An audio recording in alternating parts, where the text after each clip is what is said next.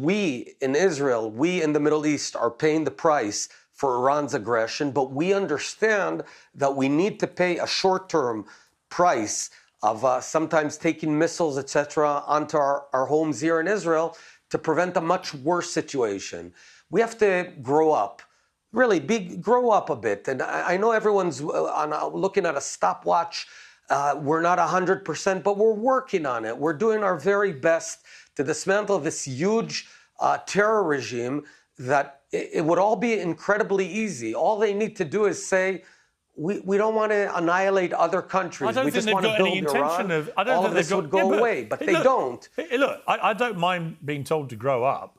However, from where I'm sitting, I am deeply cynical about the claims being made about what has happened to Iran. I just don't see any of the stuff that you're saying is actually happening. Right? They control the Strait of Hormuz, and as long as they can do that, they can shut that down whenever they want and cause absolute merry hell with the global energy market. And they can cause merry hell with the economic business models of their neighbours by firing off missiles which go right to the heart of the attempts by the Gulf states to say, come here because it's safe and sunny and prosperous and you can enjoy sport and entertainment and so on. Everybody knows what's going on. And so for every time I hear from, with all due respect to people like yourself from Israel or Donald Trump or others saying, no, it's all going great, I'm reminded that we were told what we were told last year. I'm reminded that Trump said at the start of this war now that actually it would take 2 to 3 weeks. Then it was 5 to 6 weeks. Now we're into 4 to 5 months. I'm not seeing any sign of this ending. I'm not seeing any sign of the Strait of Hormuz moving to US or Israeli control. I'm not seeing any of that enriched uranium being handed over.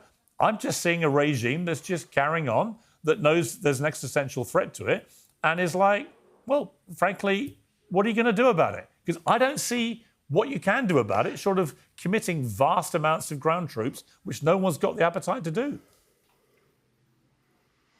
So everything you just said is all the more reason to persist in ensuring that Iran doesn't acquire nuclear weapons. Because what we've seen now is that they're terrorizing the region. They're willing to close the Straits of Hormuz. So, yeah, we can just wrap up and say, Piers Morgan says this is unpleasant. Let's just wrap up, get the hell out. And what we'll see is a year and a half from now or 2 years from now, we'll have a nuclear Iran with tens and tens of thousands of ballistic missiles that reach Europe. And then we'll talk again. We're standing up for them. I can imagine that if the year was 1934 and we had stopped Hitler and emboldened him, so Piers Morgan would have said, what are you doing? You're emboldening him. No, you have to stop these thugs early on. And I want to say another thing. North Korea never talked about annihilating another country.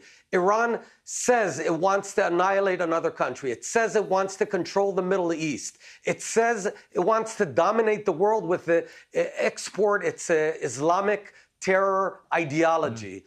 If you don't stop it when it's small, you're going to face it when it's too late. It's unpleasant, but Piers, it's not the end of the world.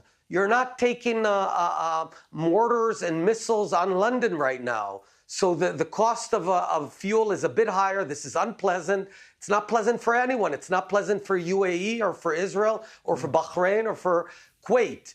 But we all understand in the region that it's a tiny price to pay, and you're not paying any price there in London. It's a tiny price to pay to prevent a much, much worse situation. I would expect you to understand this as a student of history. Look at history. So yeah, it's not going easy, but President Trump is standing up. The Straits of Hormuz, Iran does not yet control the Straits of Hormuz. That's what's up for grabs right now. And President Trump is trying to prevent that.